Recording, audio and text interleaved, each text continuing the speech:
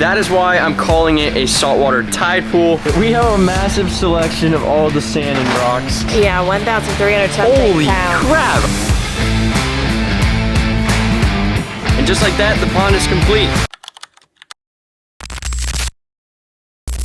This is day 4 of building a saltwater tide pool in my backyard. If you haven't seen the previous parts, be sure to check those out. But basically, to catch you all up to date, we bought the pond itself, we built the filter for the pond, and we built the roof for the pond to protect our fish from the sun. Now the next step is to be adding the rock and sand into the pond, which is arguably the best part, other than adding the fish, of course. Now before we get started, we do have a bit of an issue. That is that this pond is absolutely disgusting. So we went ahead and drained it last night. I had these plants in here to help clear up the water. Now there's a bunch of debris at the bottom of this thing because there was no roof, so everything just got kicked inside. So our next step after we've drained it is to go ahead and use the shop vac and just get all of this gunk out of here. We got to take the plants out first, and then we'll get all of the nastiness out of this pond. That way we can build our rock structure, add our sand and our water. We're gonna start by taking all of the plants out, and then we'll get the shop vacuum.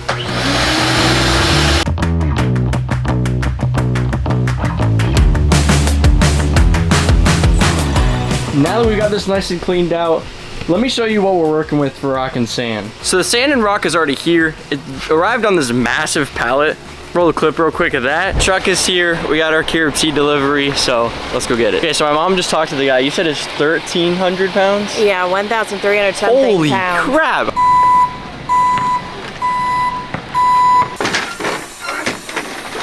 He's gonna try to get, you're gonna try to get this as close as you can over there, I guess? All right, thank you. And here is our massive pallet of rock and sand. It's obviously been a few weeks since it arrived when you guys saw that clip, but this is gonna suck. I am home alone, so there's no one here to help me. I couldn't even try to bribe my brother even if I wanted to. So this is about 1,500 pounds of rock and sand. Let's roll the montage. It's gonna be a long one of me dragging all this into the backyard.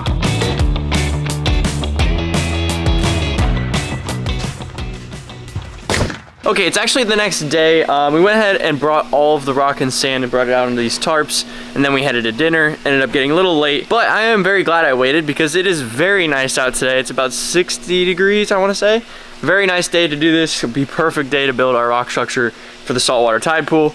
So let's get to building. We have a lot of rock and sand to work with. So like I said, we have a massive selection of all the sand and rocks. Like, I mean, come on, this is insane. I want to give a massive shout out to KRC. This would not be possible without them. You guys saw the pallet deliver in this video. It would not be possible without them. So I want to give a huge shout out to KRC. They do have the best rock and sand in the game. So if you guys ever want to get any rock and sand, make sure you go to your local fish store and they will have the rock and sand there. And if for some reason they don't, tell your local fish store to get KRC. I'm sure they do. Almost all fish stores I've ever been to have KRC products. With that being said, let's go ahead and start making our awesome rock structure here in the pond. And yeah, let's get right to it. We're just gonna kind of go for it. I'm gonna set you guys up on this GoPro for a time lapse. And I'm just gonna kind of go with the flow and see how I do. It's kind of how I work when I work with rock structures. I'm just gonna put them together, see how it goes. I'm really wanting to get mainly a rock structure in this middle area. I'll put a few rocks or two around the pump to kind of hide the pump, but mainly just a rock in the dead center here, like a big structure in the middle. That way the fish can swim around it and have a nice open space all the way around. But we'll see how it goes, we'll see how it takes us, so let's get to building. Real quick, I needed to show you guys this because it's awesome. Look at this mega cave. That is sick. We're definitely putting that in the dead center and then we'll build off from that. But I just thought that was so cool. Had to show you guys. We also got these huge mega arches and like a ton of boxes of just shapes and arches. So I'm super excited. Hope you guys are too. Let's get back to building.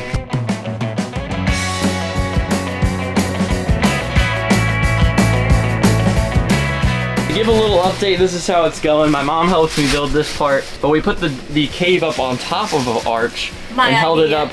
Mom's idea, yep, shout out mom. Other arches to hold it up and donuts. And right now we're opening all of these boxes up so we have all of our options ready. But basically each one of these shapes and arch boxes will have an arch, which my mom's opening up right now. Sorry, so you guys can see. It also has a cave, which is this guy right here. So you can see it's got a cave down there. And on the back side I have a little cave, and then there's a donut like that. So the arch looks like that. So are the holes in here for like building with like putting the metal rods or whatever? Yeah, exactly. So we'll see what we can do here. I do have some cement, so we can cement some of this together. But I just wanted to give you guys a quick update.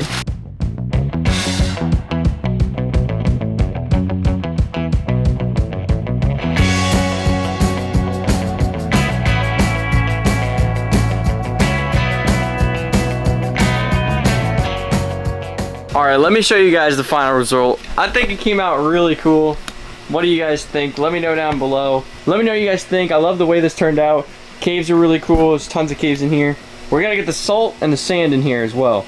The salt's inside, so let me go grab it. We went ahead and actually added some salt water at the bottom of this, got to the right salinity level, just so that way we can make sure the filtration and everything is working smoothly. We're gonna go ahead and add some sand next, fill the entire bottom with sand. Then we're gonna go ahead and add the rest of the water. So let's go ahead and add the sand. All right, so for my sand choice, I went with Fiji pink sand. That way it's fine enough to where if we get stingrays or sharks in the future, maybe, they won't get any like red bellies or scratch their bellies from too coarse sand. So this is enough fine grade sand to where it won't really get kicked around too much, but it also won't hurt our sharks or stingrays if we were to get those in the future. The annoying part is that they do have, I mean, it's not annoying, but it's also annoying at the same time. It does contain a clarifier packet in each one of these bags. So every time I pour a bag of sand in, I gotta find that packet so it's not just randomly around the pond. Ooh, that's cold.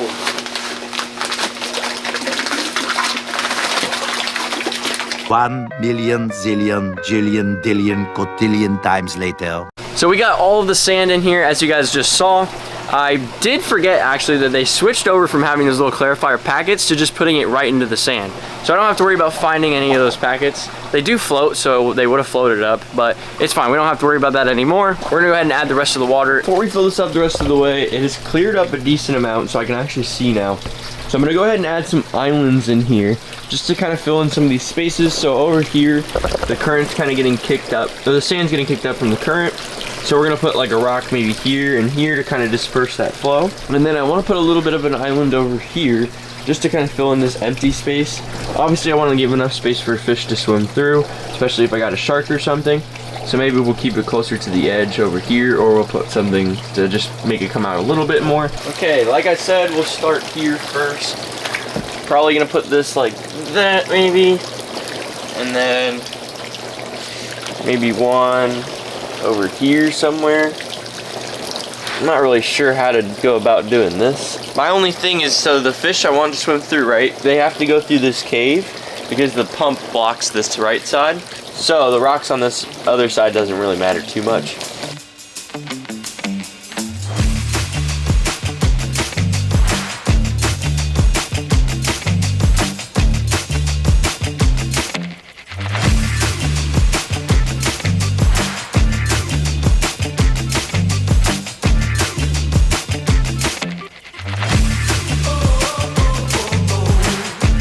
And just like that, the tide pool is completely full. So we know that the rock's sticking out of the water, and that is on purpose for a very future episode. You guys gotta stay tuned. I have something very special for this. That is why I'm calling it a saltwater tide pool, because it does stick out of the water, so it's almost like a tide pool. And you'll see through the future videos of why really it is gonna be a tide pool. The next step is to add our salt. We went ahead and added a couple buckets of salt already, 2 buckets, so now we need to add the last bucket of salt, which this video would also not be possible without AquaForest. Huge shout out to AquaForest for sponsoring the salt for the project.